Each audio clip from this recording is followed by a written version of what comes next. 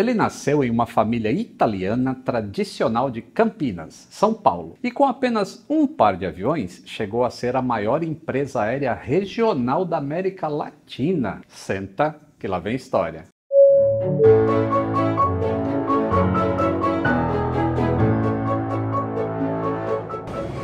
Saudações aeronáuticas, tudo bem com vocês?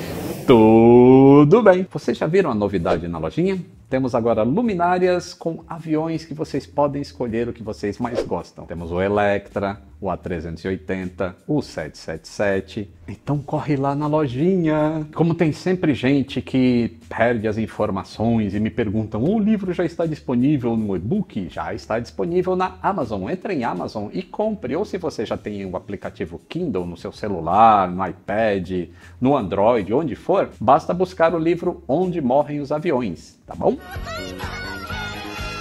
Em 1926, Savério Caprioli e seus filhos transportavam mercadorias em um caminhão em Campinas, mas o constante pedido de amigos, vizinhos e parentes por uma carona os motivou a trocar o caminhão por uma jardineira. Essa história é um pouco parecida com a da Gol, hein? Nascia ali, em 1927, que é o mesmo ano de fundação da Varig, a Viação Caprioli. Em 1933, quando a VASP nascia, começou a rodar regularmente entre Campinas e Capivari. Um dos filhos de Savério teve uma filha que acabou namorando e se casando com um farmacêutico que foi trabalhar no RH da Caprioli, Antônio Augusto dos Santos, nome lendário do transporte rodoviário brasileiro. E este casal teve um filho, José Mário. O inquieto Zé Mário, como é conhecido, via em Campinas o potencial de uma empresa de transporte aéreo nos moldes que ele havia assistido nos Estados Unidos durante a fase que ele estudou por lá. Chegou para o seu Antônio e disse: pai,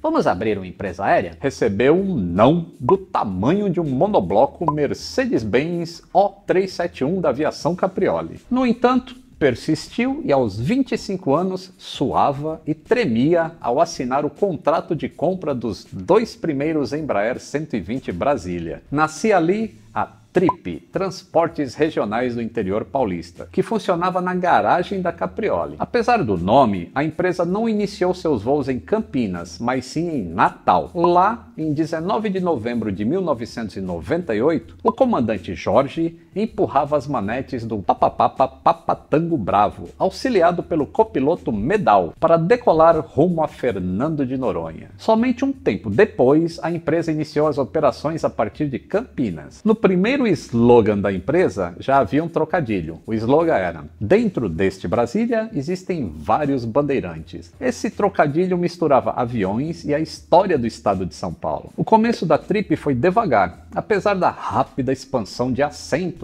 quando trouxe no ano seguinte o ATR-42, Papatango Charlie. A chegada do Papatango Charlie era uma visão do que seria o futuro da empresa. Em maio de 2000, a Trip ligava Belo Horizonte a Campinas, a partir de Videira, em Santa Catarina, via Congonhas e Curitiba, enquanto outro avião realizava Campinas, Londrina, Presidente Prudente, Cuiabá, Sinop e Alta Floresta. Cabia ao ATR-42 ligar Natal, Fernando de Noronha, Recife e o voo de retorno. Mas a sorte chegou até José Mário com a infelicidade alheia. Em 3 de dezembro de 2001, a Transbrasil parou de voar. E Zé Mário, um pouco perdido na sua juventude, teve a oportunidade de contratar um consultor. Mas não era qualquer consultor. Era um especialista em aviação regional que, de brinde, possui o título de tetracampeão brasileiro de acrobacia aérea, o famoso comandante Fernando Paes de Barros. A empresa, sem uma cara, sem um DNA, sem ter um norte,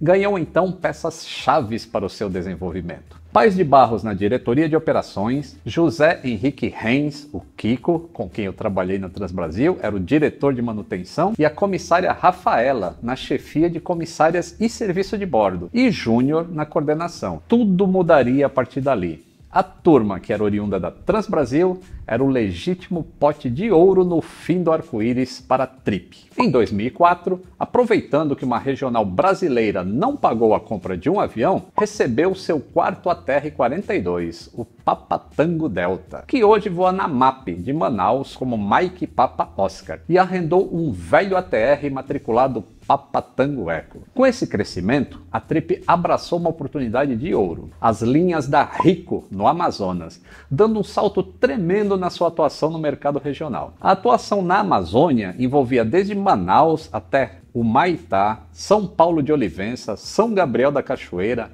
Fonte Boa, Tefé, Coari, Carauari e Tabatinga. Se você é de uma dessas cidades, deixa aí no comentário. Da cabeça do Ricardo Marouco, gerente de manutenção de linha, veio o mecânico a bordo, para os voos sobre a imensidão verde lá do Amazonas. E o Papatango Delta pelas mãos de pilotos como Rafael Corren, que é um ex-fumaceiro, Romero, Paese, entre outros pioneiros, desbravou uma região no melhor estilo como a Paner realizava com os Catalina nos anos 50 e 60. Ricardo Marouco foi o cara que me deu oportunidade quando eu saí da Varig e fui para Transbrasil. A Trip precisava expandir, precisava ir além, mas os recursos eram escassos, mesmo com um crescimento significativo. Trouxe o Papatango Fox, adquirido na Argentina, Papatango Golf, o primeiro ATR-72, Papatango Hotel, que era um outro ATR-42, Papatango Índia e, por fim, o ex-Pluna Papatango Juliette. Mas ainda faltava o capital abundante para chutar a porta e decolar verticalmente. E Fernando Paes de Barros soube que um excelente gestor de transportes em Vitória, dono de uma empresa conhecida por sua excelência no transporte rodoviário, queria adentrar o transporte aéreo e havia sondado TAF, a Rico e pensava em partir do zero para sua própria empresa. Quem era esse cara? Renan Chieppi, do grupo Águia Branca, igualmente de origem italiana, só que os Chieppi começaram no início do século com uma tropa de burros transportando café. Com a grana da Águia Branca, agora dona de 50% a partir de 2006, a Trip encomendou 12 ATR-72-500, sendo a pioneira neste tipo no Brasil, bem como investiu na modernização de gestão, sistemas e até a imagem corporativa. Como a visão de Zé Mário sempre foi a capilaridade, onde o ganho em escala proporciona o crescimento da empresa, não pensaram duas vezes. Abocanharam a divisão de transporte de passageiros da Total. Só este ato já transformou a Trip na maior empresa regional do país e direcionava a ser a maior do continente em questão de meses. Por outro lado, a Oceanair, que seria a futura Avianca, declinava e a Trip tinha um campo enorme de expansão pelo interior. O crescimento era tal que a empresa chamou a atenção da americana SkyWest, que adquiriu 20% do capital da Trip. Com essa injeção de capital, a Trip partiu para a compra do Embraer 175, anunciada no meio de 2008. Pintura nova e até comercial de TV, hein? Durante 2009, cresceu pelo Nordeste, adicionando Ilhéus, Aracaju, Petrolina, Lençóis. Finalmente, em 2009, a Embraer entregou o par de Embraer 175. Fernando Paes de Barros não pensou duas vezes e, com sua habilidade, deu 2 rasantes em Campinas, um na Avenida Brasil, onde era a sede da empresa,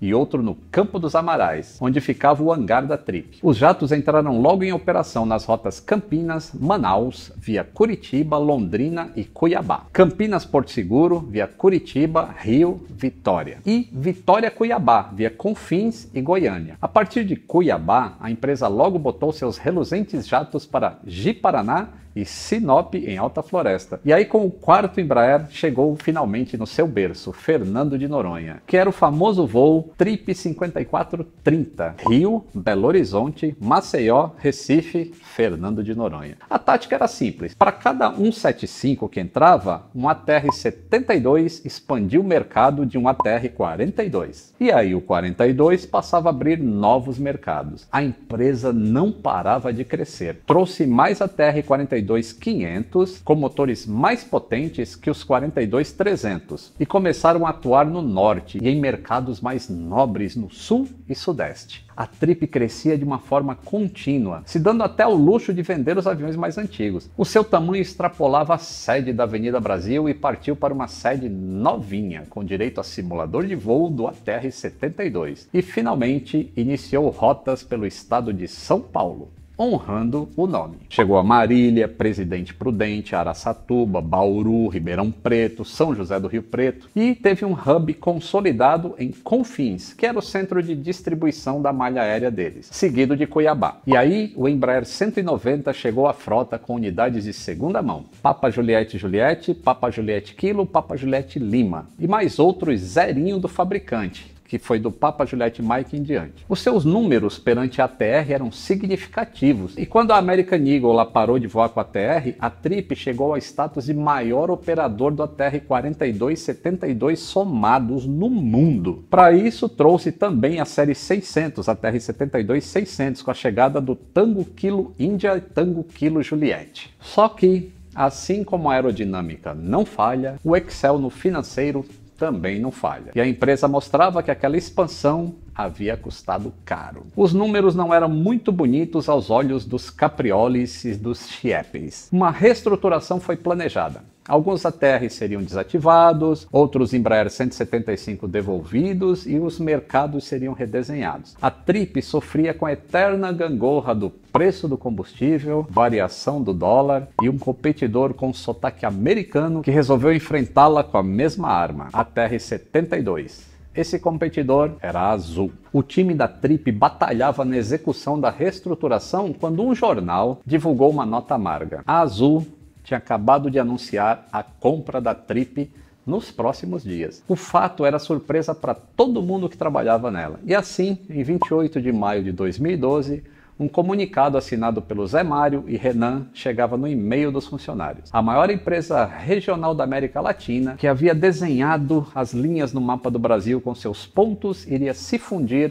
com a Azul. Era o fim de uma história de 14 anos. A Azul adotou um refinamento de sua marca, com o U pintado em cor diferente como era o I na Trip. E das pranchetas do queridíssimo Panda Betting, surgiu o belíssimo Papa Romeo Alpha X-Ray Victor. Um Embraer 195, meio Trip, meio Azul, todo prateado. Seria o legado da empresa. Seria, porque essa aeronave já não existe mais na frota da Azul. Quando a TR-72-600, serial 1052, foi pintado na ATR com as cores da Azul e matriculado Papa Romeo Alpha Quebec Bravo, ao invés de Tango Kilo India, era o fim definitivo da empresa. Hoje você ainda pode ver os Tango Kilo India, Tango Kilo Juliette, Kilo Lima, Kilo Mike da Azul, que ostentam cores da Trip. A única lembrança visível do que foi um dia uma empresa pautada na garra e disposição de suas equipes que cresceram sabendo fazer muito com poucos recursos. Eu mesmo trabalhei com alguns mecânicos e gerentes da Trip, como eu já falei, né? O Kiko, o Marouco, e a gente ainda tem aqui no Aviões e Músicas um cara que já escreveu vários artigos, que é o Alexandre Conrado, que foi mecânico lá e criou vários procedimentos na Trip entre 2008 e 2014. Ele escrevia inclusive manuais de procedimento. A empresa que mesclava a tradição italiana com o colorido vibrante da Transbrasil deixou saudades em passageiros e colaboradores. Aliás, era uma das melhores comidas de bordo que o Brasil já teve. Então, quando você ver aquele U